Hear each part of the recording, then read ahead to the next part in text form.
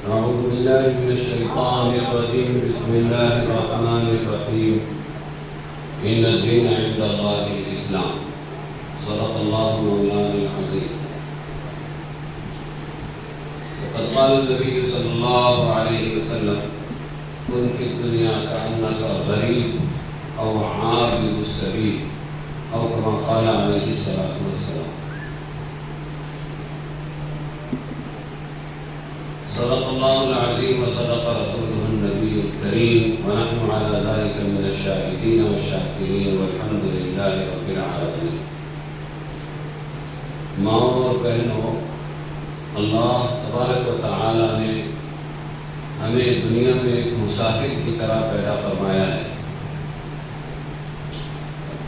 جو حدیث آپ کے سامنے پڑھی گئی اس میں حضرت محمد مصطفیٰ صلی اللہ علیہ وسلم یہی بتا رہے ہیں: دنیا میں مسافر کی طرح جیو یا سڑک پار کرنے والے کی طرح رہو.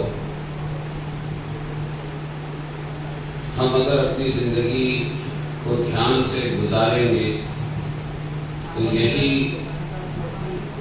طریقہ ہمارے لیے کارگر ثابت ہوگا. اس وقت ہماری زندگی بے فکری کی زندگی ہے. ہر ایک کا انداز جینے کا ایسا ہے گویا یہیں پر رہنا ہے اور یہیں پر بسیرا کرنا ہے. ہمیشہ رہنے کے اعتبار سے ہی بے فکریاں ہیں، اللہ سے دوریاں ہیں، زمین جائیدادوں کا خریدنا ہے، مکانوں کا پختہ مزین بنانا ہے، اور گھر کو ہمیشہ کے اعتبار سے ہی سجانا چل رہا ہے.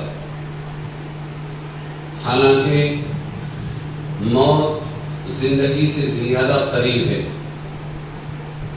ایک صاحب مدینہ منورہ میں اپنا مکان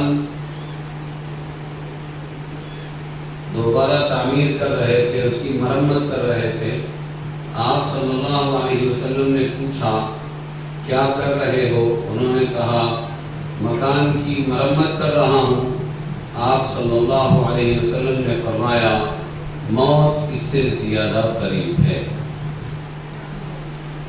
پل بھر کا انسان کو کوئی بھروسہ نہیں ہے کہ کیا ہو جائے. پہلے کے لوگ اور اصلی ایمان والے زندگی فکر کے ساتھ گزارا کرتے تھے اور دنیا سے ضرورت کے بقدر فائدہ اٹھاتے تھے. لیکن آج ہم ایسی زندگی گزار رہے ہیں گویا ہمیں مرنا ہی نہیں ہے، دنیا سے جانا ہی نہیں. سارے ارمان یہی پورے کرنے کی فکریں ہیں اور ارمان پورے کرنے کی کوششیں ہیں، جد و جہد ہے. حالانکہ اللہ کے نبی صلی اللہ علیہ وسلم فرما رہے ہیں: کن فی الدنیا کأنک غریب. اے مسلمان، مرد اور عورت، دنیا میں ایسے جیو گویا کہ تم مسافر ہو. غریب کہتے ہیں عربی میں مسافر کو.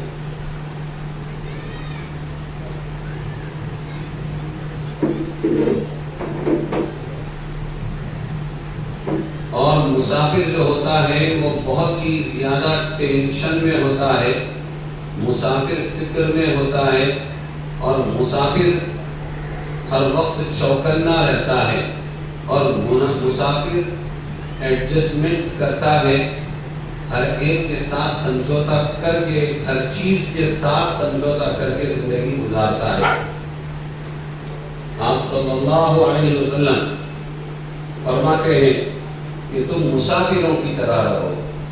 مسافر کو جیسی گاڑی مل جائے، جیسی سیٹ مل جائے، جیسا ساتھی مل جائے، جیسا پڑوسی مل جائے، جیسا پانی مل جائے، جیسا پیٹ بھرنے کے لیے کھانا مل جائے، وہ ہر چیز کے ساتھ ایڈجسٹمنٹ کرتا ہے اور ہر چیز کو برداشت کرتا ہے، سمجھوتا کرتا ہے. اس لیے ہے وہاں تک اس گاڑی کے ذریعے کسی بھی طرح قربانی دیتے ہوئے جب میں پہنچ جاؤں گا تو وہاں پر منزل پہ پہنچنے کے بعد راحت ہی راحت ہوگی، آرام ہی آرام ہوگا، ارمان ہی ارمان نکلیں گے اور پھر وہاں پر مزے ہی مزے ہوں گے۔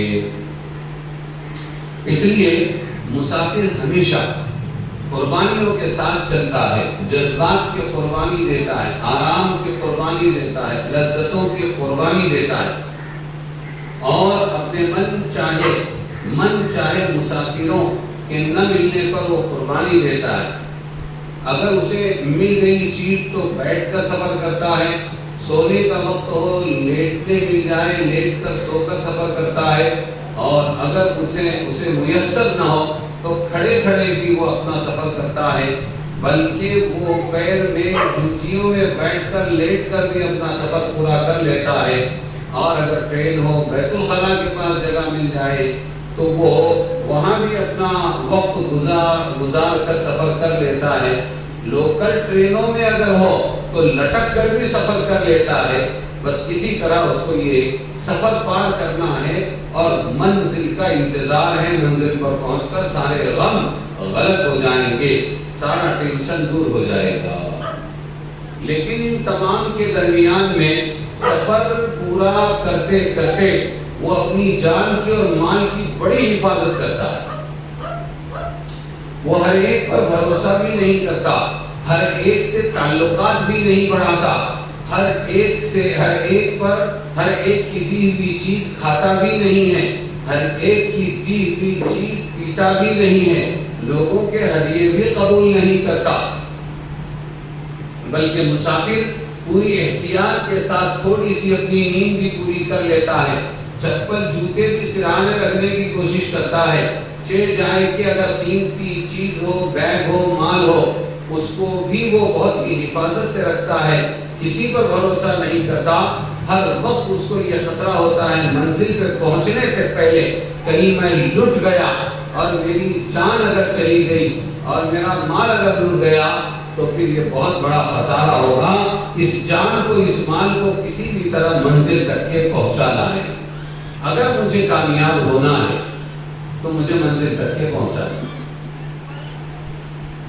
کھانے میں بھی جو گھر کے اندر بہت ہی قیمتی رکابیوں میں اور پیالیوں میں کھانا کھاتا تھا، چائے پیتا تھا، اور بہت ہی زیادہ قیمتی برتنوں میں کھانا کھاتا تھا، اور گرم گرم کھانا کھاتا تھا، اور بہت ہی اچھے قالین پر بیٹھ کر اور بہت ہی مزین منقش دسترخوان بچھا کر کھانا کھاتا تھا، جس کے لاڑ تھے، جس کا بڑا پیار تھا، لیکن اب مسافر ہے تو وہ اپنے ٹھنڈے توشوں کو بھی کھا لیتا ہے، اور اگر وہ کہیں کچھ نہ ملے تو وڑا پاؤ بھی کھا لیتا ہے، اور وہ پانی بھی جیسا تیسا گرم مل جائے ٹھنڈا مل جائے وہ پی کر گزارا کر لیتا ہے۔ اس کے تمام ارمان، تمام عادتیں، تمام اس کی فکریں جو کچھ بھی تھی اور جو اس کی شرائط تھی وہ سب قربان کر کے کسی طرح وہ اس سفر کو پار کر لیتا ہے۔ کیوں؟ اس لیے کہ یہ راحت کی جگہ نہیں ہے اور یہ مزے اڑانے کی جگہ نہیں ہے، بلکہ یہ تو ایک سواری ہے جو مجھے منزل تک کے پہنچائے گی، یہ ایڈجسٹ کرنے کی جگہ ہے۔ کن فی الدنیا کأنک غریب، کتنی پیاری مثال دی ہے، اور کوزے میں سمندر کو سمو دیا ہے۔ اللہ کے رسول صلی اللہ علیہ وسلم نے دنیا میں مسافر کی طرح رہو۔ آہٹوں پر مسافر اٹھ جاتا ہے، اس کی نیند بھی کچی نیند ہوتی ہے، کہیں میرا بچہ ہے ساتھ میں بچے کو تو نقصان نہیں پہنچا، کہیں میرے شوہر ہے سفر میں شوہر کو تو نقصان نہیں پہنچا، کہیں میرا بیگ تو اچک نہیں لیا گیا، کہیں کوئی چور تو نہیں آ گھسا۔ ہر پل ہر آہٹ پر ہماری بہن چوکنا ہو جاتی ہے، ہمارا بھائی چوکنا ہو جاتا ہے اور ٹٹولتا ہے مال ہے یا نہیں ہے، اور قیمتی سامان ہے یا نہیں ہے، اور میری جان کو کوئی خطرہ تو نہیں ہے۔ ہر چیز میں محتاط بن کر زندگی گزارتے ہیں مسافر لوگ۔ اللہ کے نبی نے پیاری مثال سے سمجھایا کہ جیسے تم دنیا کے مسافروں کو دیکھتے ہو، ایسے ہی تم آخرت کے مسافر ہو، تمہارا جنت کے رہنے والے ہو، جنت سے آئے ہو اور جنت میں تمہیں واپس جانا ہے۔ جنت سے آئے ہو اور جنت میں جانا ہے۔ تمہارے ماں باپ جنتی تھے، تمہاری اپنی پراپرٹی ہے، تمہارے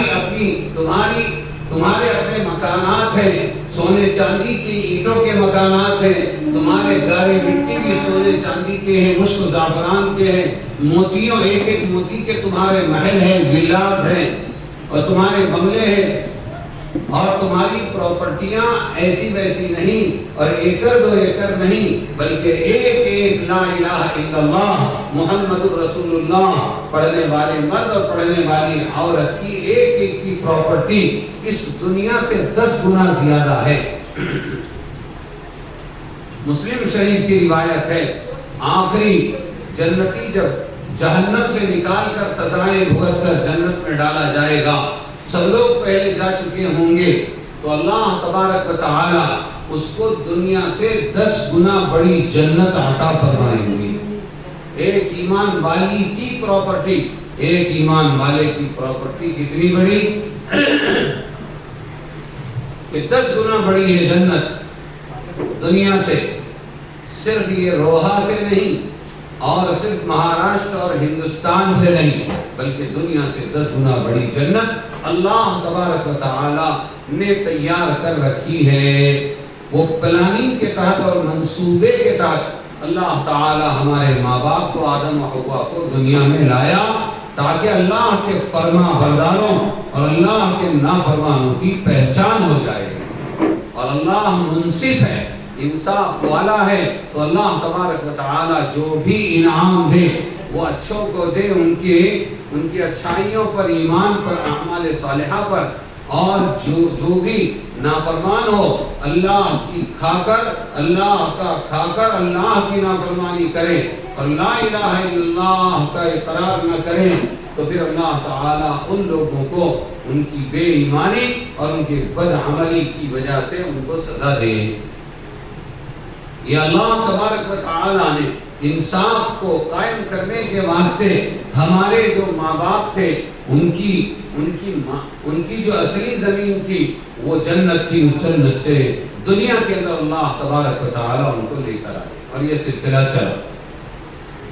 اب ہمارے آپ کے ہاتھ میں ہیں، جو لوگ ایمان پر جمے ہوئے ہیں اور جو لوگ ایمان قبول کر رہے ہیں اور جو اپنے ایمان کو بنانے کی فکر کر رہے ہیں اور جو اچھے اعمال میں اپنی زندگی گزار رہے ہیں اور جو دعوت والے ذہن کے ساتھ میں دنیا کے اندر رہتے ہیں اور جو ایک دنیا کی مصیبتوں پر صبر کی تلقین ایک دوسرے کو کرتے ہیں، یہ لوگ کامیاب ہیں، اللہ قسم کھا کے کہہ رہے ہیں، اور باقی لوگ ناکام ہیں، اور یہی لوگ اپنی جنت کی پراپرٹی میں واپس جانے والے ہیں، اور باقی جو اللہ کے نافرمان ہیں وہ پچھتانے لگے۔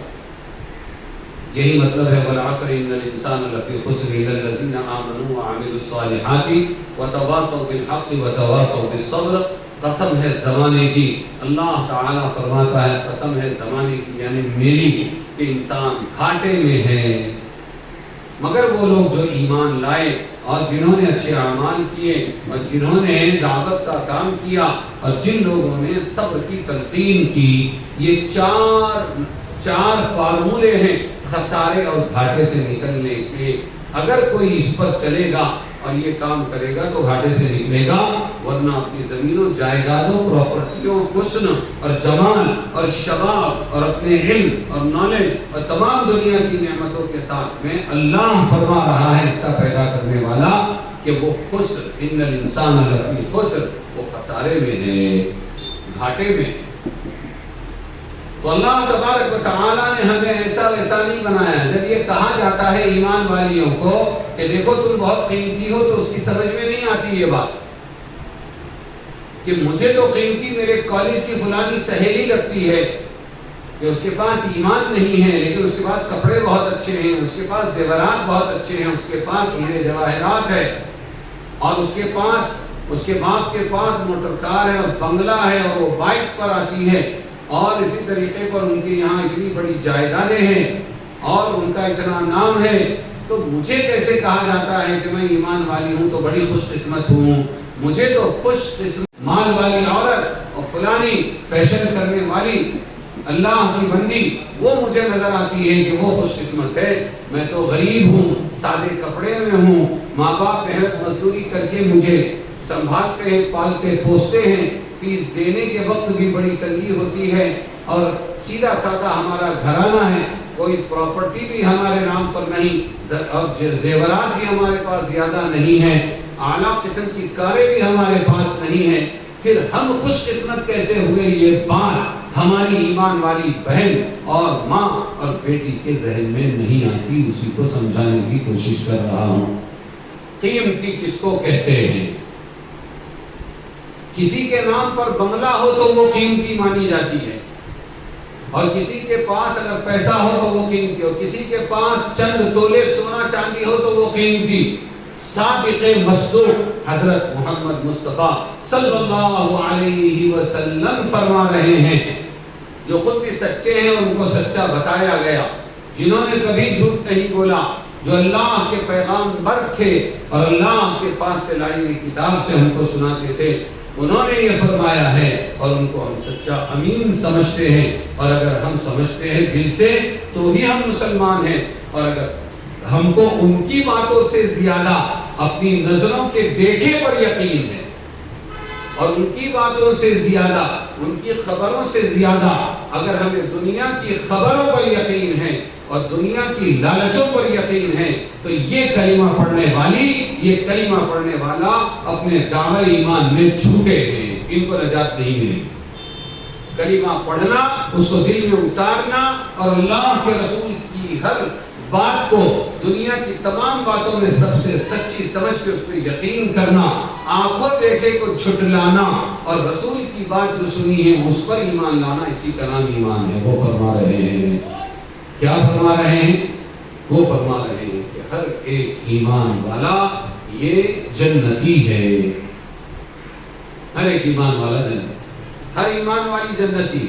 اور جنت کیسی ہے یہ بھی انہوں نے فرمایا حضور پاک صلی اللہ علیہ وسلم نے، ما لا عین رأت ولا اذن سمعت ولا خطر على قلب بشر، او کما قال علیہ الصلوۃ والسلام. جنت ایسی جگہ ہے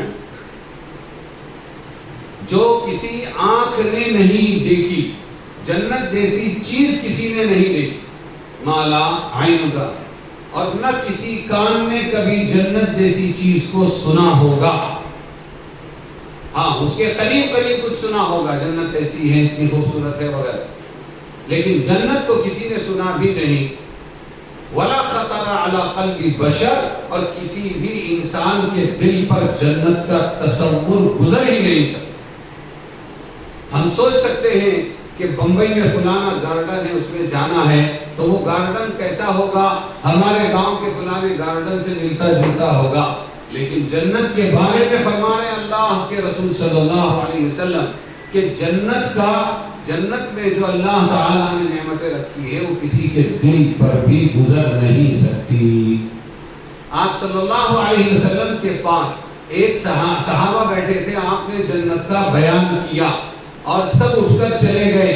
ایک بیٹھا ہوا تھا، اور وہ جو بیٹھا تھا تو حضور صلی اللہ علیہ وسلم نے کافی دیر کے بعد یہ فرمایا، بھائی اپنے بھائی کو خبر دو کہ بیان ختم ہو گیا، چلے جائے.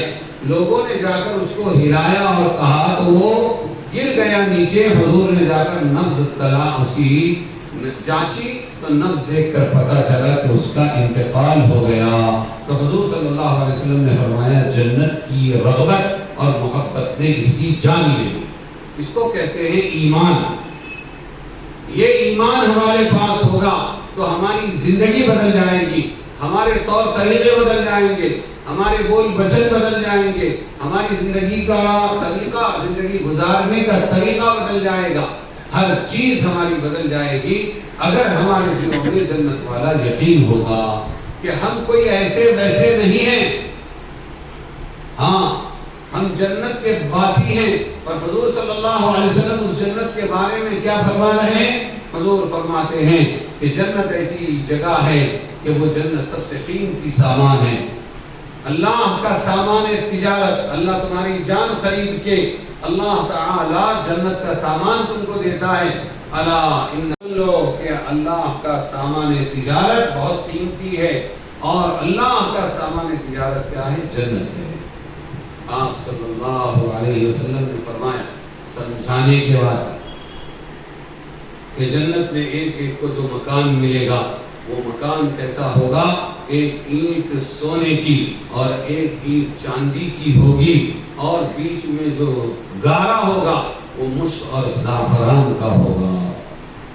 ایسے مکانات اللہ تعالیٰ نے ایمان والیوں کے لیے اور عمل والیوں کے لیے تیار کر رکھے ہیں.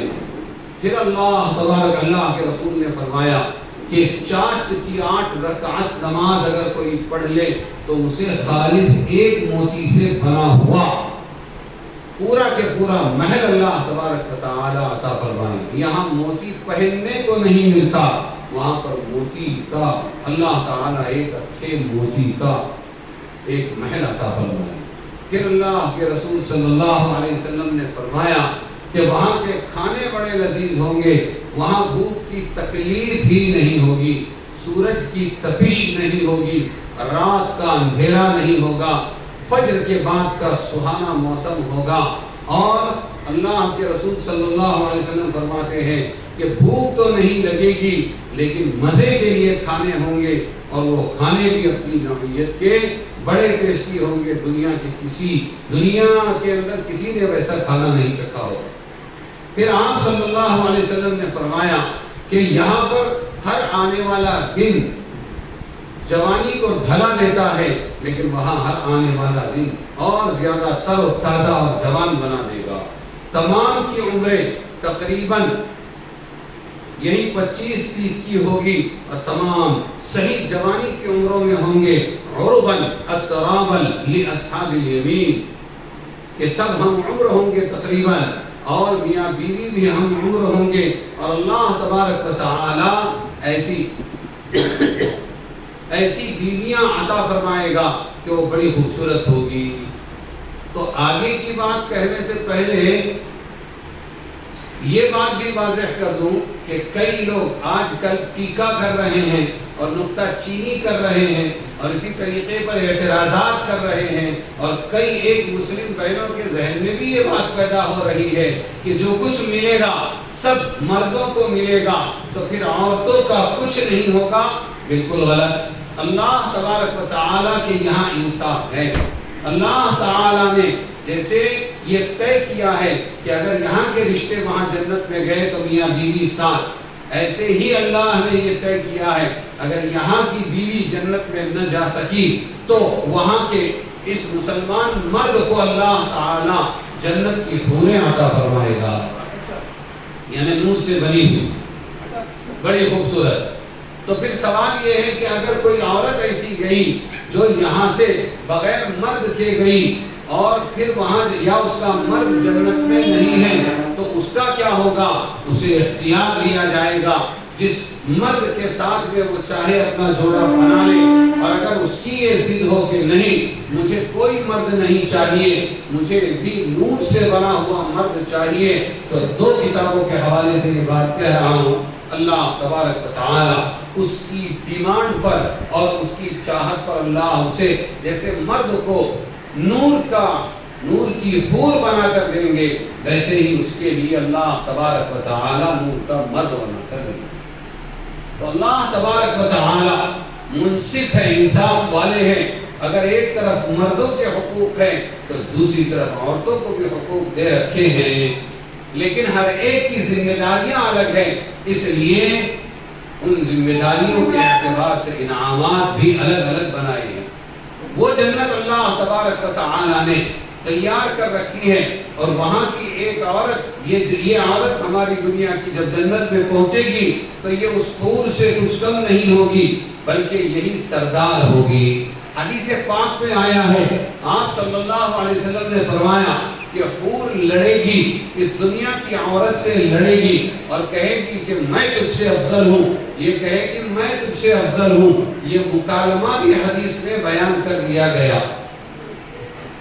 جب وہ لڑے گی اس سے کہ میں تجھ سے افضل ہوں، میں نے کوئی گناہ نہیں کیا ہے، تو اس پر یہ ہماری دنیا کی عورت کہے گی تیرے پاس تیرے ساتھ میں کوئی نفع کے لیے نفس لامارۃ بالسوء الا ما رحم ربی، جب تجھے گناہ کی چیپ اور گناہ کی مشین ہی اللہ تبارک و تعالی نے نہیں لگائی تھی تو تو گناہ کیسے کرتی؟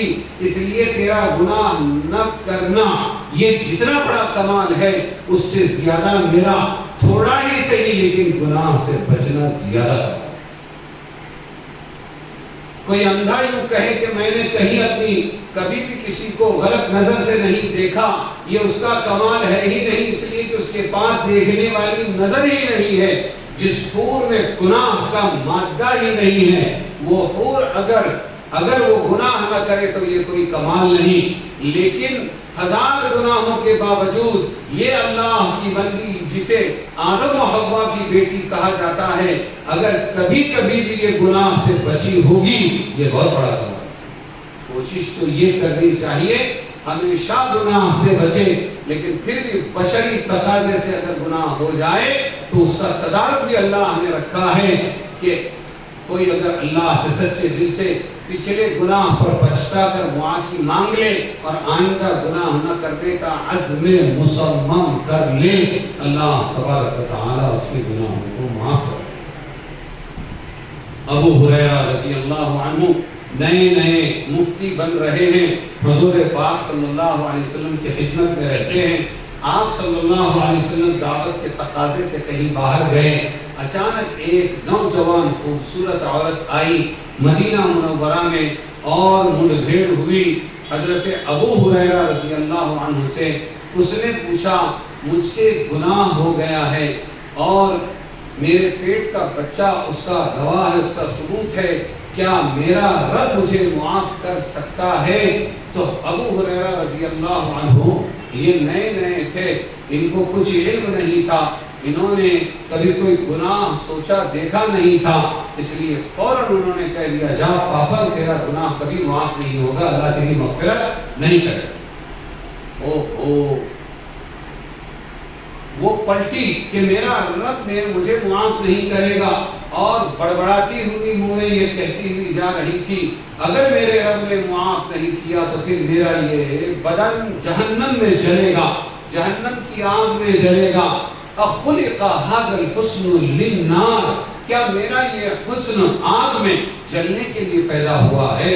وہ بڑبڑاتی رہی، پچھتاتی رہی اور واپس جا رہی تھی، اور پھر وہ نظروں سے روپوش ہو گئی۔ حضرت ابو ہریرہ رضی اللہ عنہ نے آپ صلی اللہ علیہ وسلم کے واپس آ جانے کے بعد ان کی خدمت میں کارگزاری رکھی۔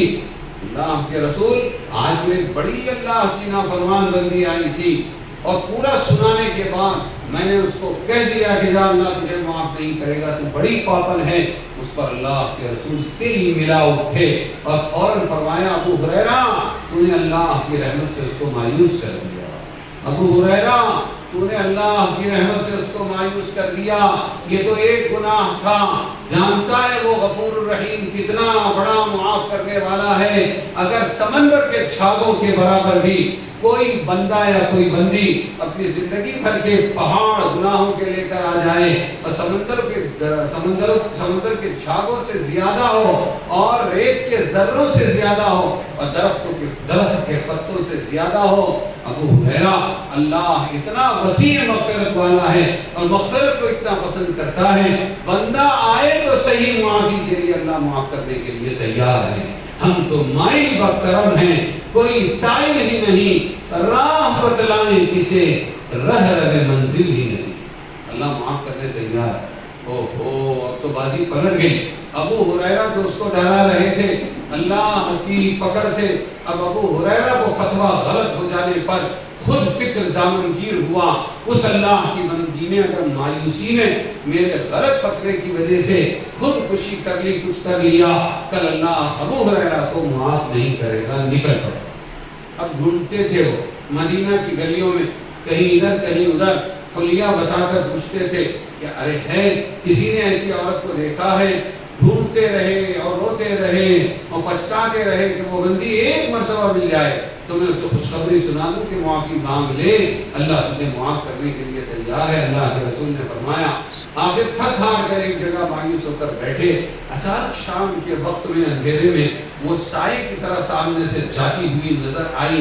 ابو ہریرہ لگ کے پوچھا تھا، ہاں میں نے ہی پوچھا تھا، سن لے میں نے فتویٰ غلط دیا تھا، اللہ کے نبی نے یہ سنا دیا کہ مانگ لے معافی، تیرا رب تجھے معاف کرنے کے لیے تیار۔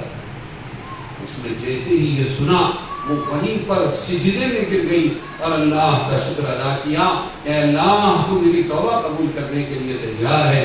ماں بہنوں اور بیٹیوں، اللہ تبارک و تعالیٰ نے یہ جو چند سانسیں دی ہے، یہ دنیا میں جی لگانے کے لیے نہیں، یہ معافیہ مانگ مانگ کے اللہ کو منانے کے لیے عطا فرمائے۔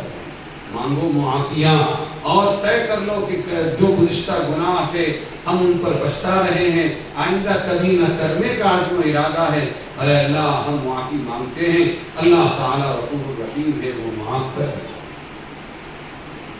تو اللہ تبارک و تعالیٰ نے وہ جنت ہمارے لیے تیار کر رکھی ہے کہ جس جنت میں ایک ایک عورت کا، حور کا حسن بیان کیا گیا ہے، اور اللہ کے رسول نے فرمایا کہ اللہ تعالیٰ وہاں پر ایسی نعمت دیں گے کہ اگر یہ عورت وہاں سے نیچے، آسمان کے نیچے اپنے انگلی کا ایک پورا، یعنی انگلی کا ایک ٹکڑا 3 ٹکڑوں میں سے انگلی کا ایک پورا بھی اگر ظاہر کر دے تو سورج بے نور ہو جائے، اتنی زیادہ خوبصورت۔ اور پھر اللہ کی وہ بندی اگر تھوک دے تو سارے سمندروں کا، دنیا کے سمندروں کا پانی میٹھا ہو جائے، اتنی مٹھاس۔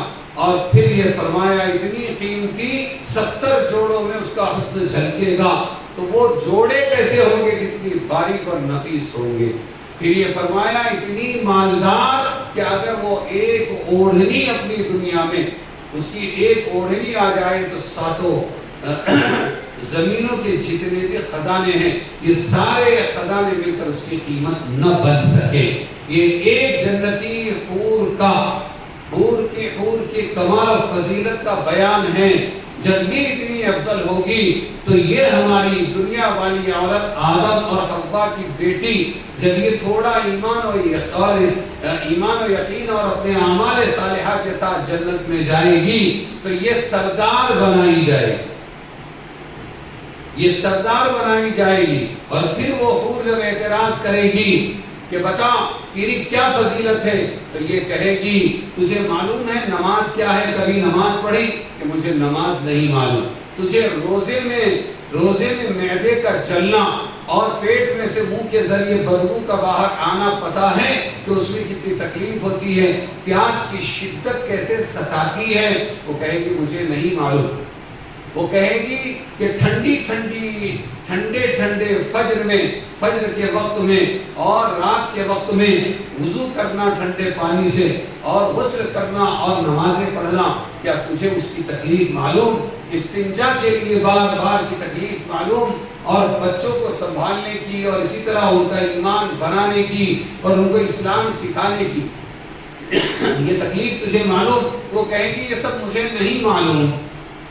اللہ تبارک و تعالیٰ اس کا پلہ بھاری کریں گے اور یہ سردارن جیت جائے گی اور یہ 70 حوروں پر کم سے کم سردار رہے گی۔ اور گھبرانا مت، وہاں پر جلن کی چپ اللہ تبارک و تعالیٰ نکال دیں گے اور پھر یہ ان سب کی ترتیبیں بنائیں گے۔ تو اللہ تبارک و تعالیٰ نے جب اسے سردار منتخب کیا تو سردار کوالٹیز میں اور سردار صفات میں ہمیشہ اپنے ماتحتوں سے افضل ہوتا ہے۔ تو جتنا حسن، جتنا جمال، جتنی فضیلت، جتنی مالداری، جتنی مٹھاس بیان کی گئی ہے حوروں کے تعلق سے حدیثوں میں، ابھی جو میں نے کچھ سنایا، یہ سب سے کئی گنا زیادہ اللہ تبارک و تعالیٰ اس ایمان والی بندی کو عطا فرمائے۔ بس شرط یہ ہے کہ ایمان اور عمل کو بچاؤ۔ ماں بہنوں اور بیٹیوں، ایمان اور عمل کو بچاؤ۔ یہ ایک بہت کٹھن کام ہے، اگر ذرا سا دھیان دیں گے تو آسان ہو جائے گا۔ اس کے لیے ایمان کے حلقے ہوں، ایمان کے مذاکرے ہوں، ایمان والیوں کے چرچے ہوں، ان کے تذکرے ہوں، جو ہمارے فضائل اعمال میں رسول پاک صلی اللہ علیہ وسلم کی بیٹیوں اور بیویوں کی سختیاں ہیں اور تکلیفیں ہیں اور مصیبتیں ہیں اور ان کی تنگیاں ہیں اور ان کی ایمان کی مضبوطیاں ہیں اور ان کا کفر و شرک کے خلاف ہمیشہ جمے رہنا، ڈٹے رہنا میں لانا چاہیے۔ تو وہ مذاکروں کے ذریعے اللہ تبارک و تعالی ہمارے ایمان میں کچھ ثبات اور کچھ نہ کچھ جمع عطا فرمائیں گے، اور اعمال صالحہ، فضائل اعمال کی برکت سے انشاءاللہ اعمال صالحہ کی ترغیب دل میں پیدا ہوگی۔ اپنی بچیوں کو ترغیب دیں، اپنے بچوں کو ترغیب دیں اور اپنے گھر کے مردوں کو ترغیب دیں۔ کئی اللہ کی بندیاں ہیں جنہوں نے اپنے گھروں کی زندگیاں بدل دی۔ ایک فکر والی تھی اور ایمان کی چنگاری اس کے دل میں تھی، اللہ تبارک و تعالی نے سارے گھرانے کو ایمان والا بنا دیا۔ اللہ تعالی نے بڑا ڈائنامک پاور اس عورت کے اندر رکھا ہے، یہ جب ٹھان لیتی ہے تو پھر برابر اس میں کامیاب ہو جاتی ہے۔ ساری دنیا کے کالجز، ساری دنیا کی یونیورسٹیاں، ساری دنیا کی کمپنیاں اور ساری دنیا کے اندر دنیا کمانے والے جتنے ہائی کوالٹی اور بڑے پاور والے یہ آفیسرز ہیں اور یہ ورکرز ہیں، یہ ڈگری ہولڈرز ہیں، یہ ڈگری ہولڈر عورتیں ہیں، یہ سب کے سب ہمارے گھر کی ماں بہنوں کی فکروں کا نتیجہ ہے۔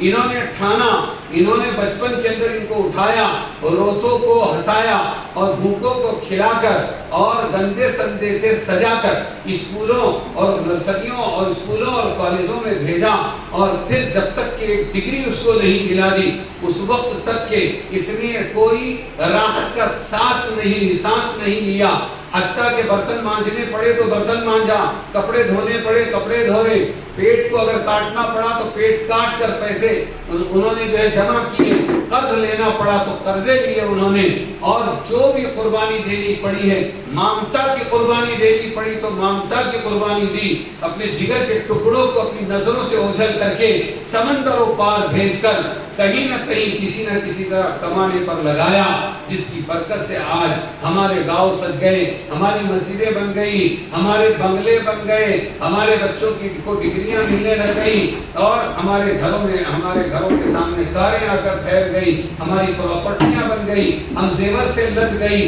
یہ سب ہوا ہے ایک ماں بہن کی فکر کی وجہ سے۔ اس کا یہ جسمانی اعتبار سے تو کمزور ہے، لیکن یہ اپنی فکری اعتبار سے ایسا زبردست پاور رکھتی ہے۔ اگر دل میں یہ ٹھان لے کے آباد کرنا ہے تو آباد کر کے دم لیتی ہے، اور اگر یہ دل میں ٹھان لے کے برباد کرنا ہے تو برباد کر کے دم لیتی ہے۔ اللہ تعالیٰ نے یہ صلاحیت دی ہے، اس صلاحیت کا صحیح استعمال کرو، اپنے ایمانوں کو بناؤ، اپنے اعمال صالحہ کو بناؤ، اپنی بیٹیوں کو جنت والی بناؤ، اپنے بیٹوں کو جہنم کے ایندھن سے بچاؤ۔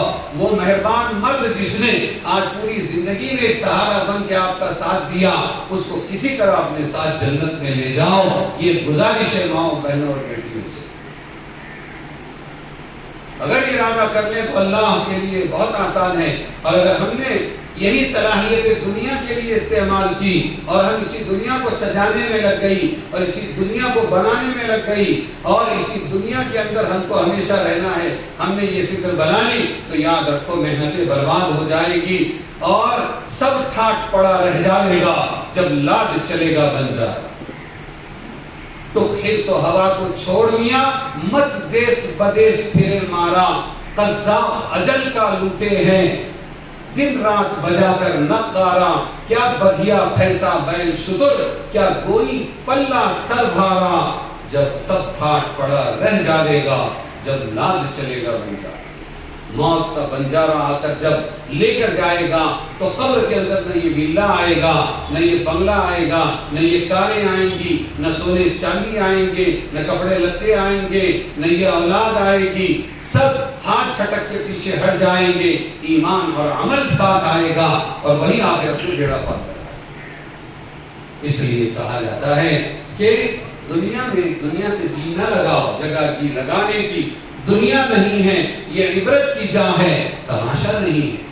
میرے نبی صلی اللہ علیہ وسلم نے کتنا آسان فارمولہ بتایا، کن فی الدنیا کانک غریب، اے اللہ کی بندی اور اے اللہ کے بندو، دنیا میں مسافروں کی طرح رہو، ایڈجسٹ کر لو۔ ہمارے بڑوں نے آج کی پیڑھی سے پہلے کے ہمارے جو بڑے تھے انہوں نے بڑی غریبی دیکھی، بہت ایڈجسٹ کیا، وہ بھوکے رہے لیکن ہم کو کھلایا۔ ان کے اندر انسانیت آئی، ان کے اندر عبودیت آئی، ان کے اندر اللہ کا بندہ بنا آیا، اس لیے کہ انہوں نے برے دن دیکھے۔ تربیت جو کرتی ہے وہ غریبی کرتی ہے، تربیت جو کرتی ہے وہ خطرے کرتے ہیں، تربیت جو ہوتی ہے ہماری وہ وہ قسم کرسیوں میں ہوتی ہے۔ اور جب چاروں طرف سے مال آنا شروع ہوتا ہے اور زندگی کی آسائشیں اور راحتیں آنے لگتی ہے، پھر تقریریں اثر نہیں کرتی، پھر ایمان بگڑنا شروع ہو جاتا ہے۔ آج ہماری اولاد پر ہماری تقریریں اسی لیے اثر نہیں کر رہی ہے کہ آج انہوں نے آنکھیں جو کھولی ہیں وہ تعجش کے نقشوں میں آنکھیں کھولی ہے۔ اور اللہ تعالیٰ نبیوں کی بھی جب تربیت کرتا ہے تو اللہ تعالیٰ نبیوں کو بے سہارگی میں رکھتا ہے۔ موسیٰ علیہ السلام کی ماں کے یہاں پر بچہ پیدا ہوا اور وہ پریشان کے سارے ملک مصر میں گاؤں گاؤں میں گھر گھر سے بچے کو چھین چھین کر فرعون قتل کرا رہا ہے۔ اے اللہ میرے بچے کی حفاظت کیسے ہوگی تو ہی بتا۔ اللہ سے پوچھا، اللہ پہ بھروسہ کیا، اللہ نے راستہ نکالا اور پھر صندوق میں ڈال دے یہ کہا۔ وہ پہنچا فرعون کے محل میں اور فرعون کی بیوی آسیہ نے اس کو اپنی گود میں لے لیا، اپنے سہارے میں لے لیا اور وہیں جا کر اللہ تعالیٰ نے ان کی پرورش کی۔ پھر ذرا بڑے ہوئے، کھیلنے کودنے لگے، لاڑ پیار پیدا ہوا، آسائشیں ہوئی، فرعون کی نسبت تھی، فرعون کا لے پالک بچہ ہے لہذا خوب دندناتے پھرتے تھے۔ اللہ نے کہا چلو تربیت کرو۔ پھر وہ سہارے سے بے سہارگی کی طرف اللہ لے گئے۔ واقعہ قتل کا پیش آیا اور حضرت موسیٰ کے خلاف سازشیں ہوئی اور کسی نصیحت کرنے والے نے کہا نکل جاؤ، میں تمہارے لیے نصیحت کرنے والا ہوں۔ وہ راتوں رات فرعون کا محل چھوڑ کر ملک مصر چھوڑ کر نکل گئے اور پھر راستے میں جا کر شعیب علیہ السلام کی 2 بیٹیاں بکریاں چرا رہی تھی، ان کو پانی پینے پلانے کے لیے موقع نہیں مل رہا تھا۔ مرد آگے بڑھ کر اپنی بکریوں کو پانی پلا رہے تھے۔ موسیٰ علیہ السلام نے یہ منظر دیکھا اور پورے شرم و حیا کے ساتھ اور پورے لحاظ کے ساتھ میں انہوں نے جا کر ان کی بکریوں کو پانی پلایا اور اس کے بعد وہ بکریاں لے کر چلی گئی اور یہ آ کر ایک درخت کے نیچے بیٹھے یہ کہتے ہوئے رب انی لما انزلت الی من خیر فقیر، اے اللہ میں ایک فقیر بندہ ہوں، تیرا بندہ ہوں، میں محتاج ہوں، اے اللہ جو بھی مدد بھیج دے میں اس کا مستحق ہوں۔ دونوں بیٹیوں میں سے پھر ایک آئی یا دونوں آئی اور آنے کے بعد میں کہا ابا نے بلایا ہے۔ وہ شعیب علیہ السلام تھے، وہ بھی اللہ کے نبی تھے۔ انہوں نے کہا 8 سال بکریاں چراؤ میری، 10 پورے کر دو تو تمہاری مرضی، لیکن شرط 8 سال کی رہے گی، یہ بکریاں چرانا مہر اور ان دونوں بیٹیوں میں سے ایک پسند کر لو، میں تمہارا نکاح کر دیتا ہوں۔ نکاح ہو گیا، پھر اللہ تعالیٰ نے ان کو واپس بھیجا نبی بنا کر اور فرعون کو اللہ تعالیٰ نے برباد کر دیا۔ تو اللہ تبارک و تعالیٰ نے موسیٰ علیہ السلام نے جب ڈائنامک پاور پیدا کرنے کا ارادہ کیا تو فرعون کے محل میں نہیں کیا، کھاتے پیتے ماحول میں نہیں کیا، بلکہ اللہ تبارک و تعالیٰ نے فرعون کا محل، اس کی آسائشیں، اس کی فوج، اس کا لاڑ پیار سب کچھ چھڑا کر ایک بکریوں کا چرواہا بنا کر ان کے اندر نبوت کا پاور پیدا فرمایا۔ اس راز کو سمجھو ماں بہنوں، ہم چاہتی ہیں ہماری اولاد کھا پی کر اور بہت مزے کر کے ترقی کرے اور انسان بنے، یہ کبھی نہیں ہو سکتا۔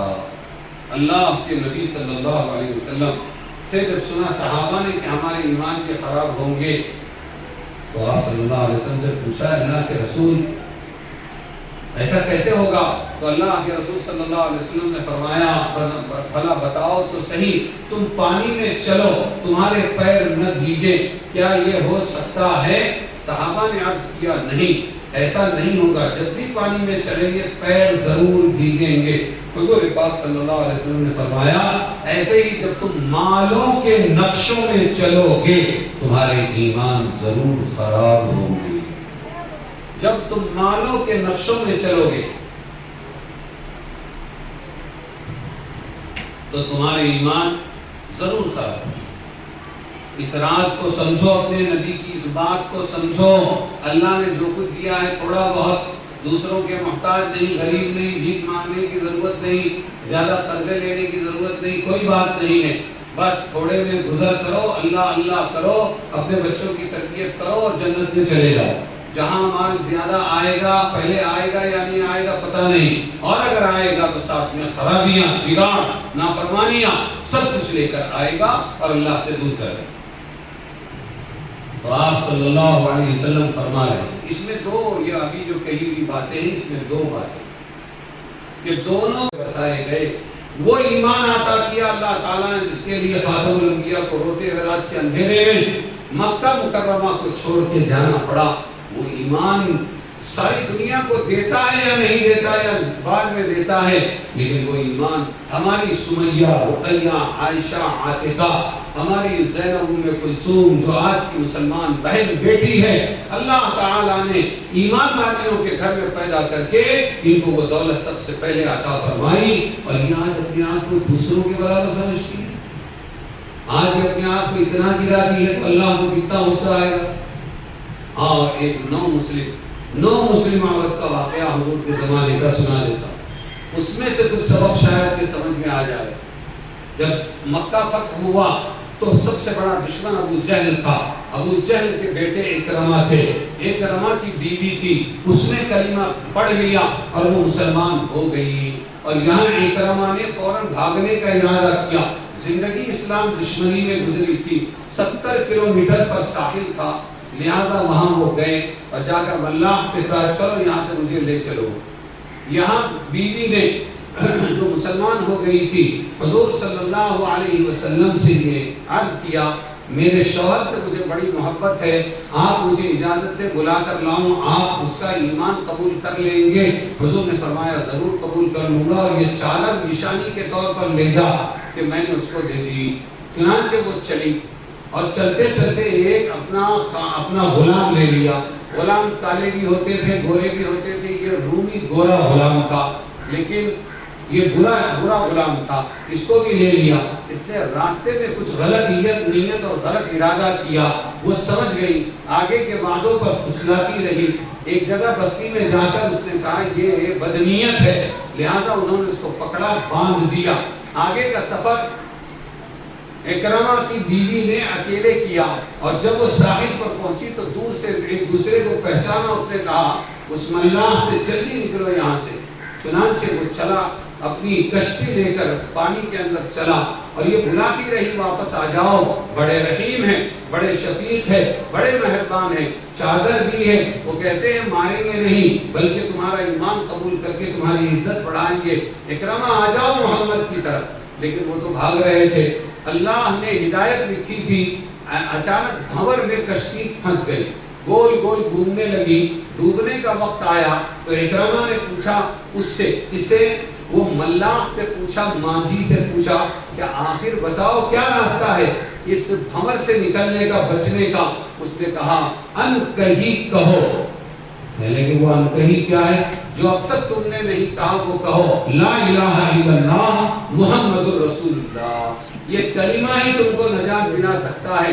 اکرمہ نے کہا زندگی بھر اس کلمے کو مٹانے میں لگا دیا اور اسی سے بھاگ کر جا رہا ہوں، یہ کیسے پڑھوں گا؟ بولے پھر تمہاری جان نہیں بچے گی۔ چنانچہ وہ وہاں سے واپس آئے اور آ کر اپنی بیوی سے ملے، اور بیوی نے کہا چلو۔ راستے میں اس غلام کو جو بدنیت تھا اکرمہ نے قتل کر دیا۔ اب راستے میں کہیں رات ہوئی تو اس شوہر نے، اکرمہ نے، بڑے پیارے شوہر نے اپنی اس پیاری ہدایت کے لیے تڑپنے والی بیوی سے ملاقات کرنا چاہی، اور وہ بیوی ہے، اور بیوی اور شوہر سے محبت اسی لیے لانے گئی، لیکن ایک احساس ہے اس عورت کو کہ میں ایمان والی ہوں، میں قیمتی ہوں، مجھ میں اور میرے شوہر میں جو ایمان سے محروم ہے زمین آسمان کا فرق ہے، میں اللہ کا کھا کر اللہ کی گا رہی ہوں اور یہ اللہ کا کھا کر اللہ کو نہیں مانتا۔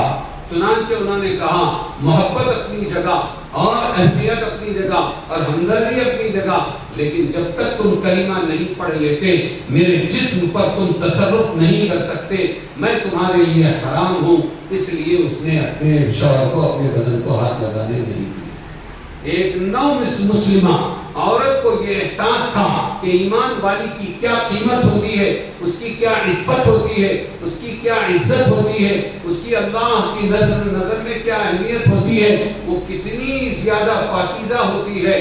لیکن افسوس کہ آج ہم نے یہ سبق بھلا دیا. اس لیے خاندانی ایمان والیوں کو اپنی قیمت کا اندازہ باقی نہیں رہا. جو چاہے تصرف کرے، اللہ ہماری حفاظت گئی اور حضور کے خدمت میں پیش کیا، کلمہ پڑھا. حضور نے ان کی عزت افزائی کی، اپنی چادر ان کے لیے بچھا دی اور پھر حضور صلی اللہ علیہ وسلم کے سامنے انہوں نے کہا اب اتنی محبت ہو گئی آپ سے کہ اسلام کو زندہ کرنے کے لیے میں اس سے زیادہ طاقت لگاؤں گا. اور پھر بہت اللہ کے لیے انہوں نے دین کے واسطے اللہ کے لیے بہت قربانی. ہم اپنے آپ کو سمجھیں کہ ہم ہیں کون، کتنی قیمتی ہے.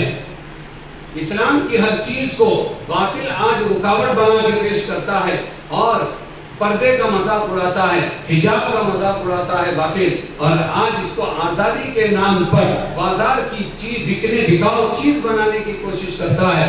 لیکن ایمان والی کو اللہ نے عقل دی ہے، شعور دیا ہے، یہ سمجھے خود اپنے عمل سے کہ یہ میرا پردہ اور یہ میرا حجاب، یہ میری حفاظت ہے، یہ میری قیمت ہے اور یہ میرے لیے فضیلت ہے. میں اپنی سب سے قیمتی چیز اگر سونا ہو، زیور ہو یا پیسے ہو تو اس کو جتنا ہو سکے چھپا کر، خانہ در خانہ، تجوری در تجوری، اندر سے اندر لے کر میں اس کو چھپا کے رکھنا چاہتی ہوں. اور جہاں کہیں جاتی ہوں اس مال کو اپنے ساتھ میں لے کے چلتی ہوں، کسی پر بھروسہ نہیں کرتی ہوں. ڈر ہے کہیں میرا یہ مال نہ لٹ جائے، میری یہ جان کو کوئی خطرہ پیدا نہ ہو جائے. بالکل اسی طرح ماں بہنوں اور بیٹیوں، اللہ نے سب سے قیمتی چیز جو دی ہے جس میں آپ کے ہمیشہ کی جنت کا مدار ہے وہ آپ کا ایمان ہے. اس ایمان کو اسلامی اصولوں سے بچانے کی کوشش کرو. اسلامی طریقوں سے بچے گا، یہ ہمارے دعووں سے نہیں بچے گا. اس لیے پردہ اپنی جگہ، خدمت اپنی جگہ. ہاں، گھروں کے اندر بھی بہت سے مرد ہوتے ہیں، جیٹھ ہے اور دیور ہے اور اسی طرح ہمارے اور دوسرے رشتہ دار خلیرے ہیں اور پھپھیرے ہیں اور ممیرے ہیں اور چچیرے ہیں. بہت سے رشتہ دار ہوتے ہیں، بہت سے معزز ہوتے ہیں ہماری بستیوں کے. وہ سب اپنی جگہ، ان کے حقوق اور ان کی خدمتیں اپنی جگہ، لیکن اللہ کا حق اپنی جگہ، رسول کا فرمان اپنی جگہ. ہم بکاؤ مال نہ بنے بلکہ ہم عزت کے ساتھ میں رہیں، اپنے اللہ کو پکڑ کے رہیں جو دنیا میں بھی کام آ رہا ہے، قبر میں بھی کام آئے گا اور آخرت میں بھی کام آئے گا. اور اگر اسلام ایک مرتبہ ہمارے ہاتھ سے نکل جائے گا، یاد رکھو پھر اس کے بعد خسارہ ہی خسارہ ہے اور کوئی بھی پچھتاوا کام نہیں ہے. اللہ تبارک و تعالی ہمیں دنیا میں مسافروں سے سبق سیکھنے کی توفیق دے اور زندگی جس حال میں بھی ہے ایڈجسٹ کر کے اور سمجھوتا کر کے گزارنے کی توفیق عطا فرمائے. اور جس حال میں اللہ نے رکھا ہے شکر ادا کرتے ہوئے زندگی گزارنے کی توفیق دے. اور جو اللہ نے نہیں دیا ہے اس کی طلب تو حلال طریقے پر ہو لیکن اس کی وجہ سے ناشکری کا جذبہ پیدا نہ ہو. یہ ہم فکر کریں. اگر اس طرح ہم چلیں گے. اور ایک خاص گزارش کہ سورہ نساء پورا ترجمے کے ساتھ پڑھیں. سورہ نساء عورتوں کی سورت. عجیب بات ہے کہ اللہ تعالیٰ نے عورت کا اتنا بڑا مقام عطا فرمایا عورت کو کہ پورا قرآن اور حدیث میں جو کچھ بھی احکام ہیں سب مردوں کے ساتھ عورتوں کے لیے ہیں. اس کے باوجود کوئی سورہ رجال نہیں پیدا فرمایا کہ مردوں والی سورت، بلکہ سورہ نساء اللہ نے نازل فرمایا عورتوں والی سورت. اور یہ وہ مسلمان عورت ہے جو اس سورت کو پڑھے بغیر، اس کو سمجھے بغیر، اس کا ترجمہ جانے بغیر، اس کی تفسیر علماء سے سیکھے بغیر اور اس پر عمل کیے بغیر دنیا سے مر جاتی ہے. یہ کیسی مسلمان ہے؟ اس کی یہ بے فکری بہت ہی زیادہ قابل غور ہے. اللہ کے پاس اس کی پکڑ ہو جائے. ہر ماں اپنی بیٹی کو سکھائے، ہر بہن اپنی خود سیکھے، ہر ماں سیکھے اور اس پر عمل کرنے کی کوشش کرے. اللہ تبارک و تعالی ہمیں گھروں میں تعلیم کرنے کی اور ذہن سازی کرنے کی اور شکر کرتے ہوئے زندگی گزارنے کی اور اپنے ایمان کی حفاظت کی اللہ تعالیٰ کی توفیق عطا فرمائے. بچیوں کو پڑھاؤ، بچوں کو پڑھاؤ، مردوں کو دنیا کمانے پر لگاؤ، لیکن دین کی احتیاط کے ساتھ، دین پر عمل کے ساتھ، ورنہ ہمیشہ ہمیشہ کی ناکامی ہے۔ اللہ تعالیٰ ہمیں عمل کی توفیق عطا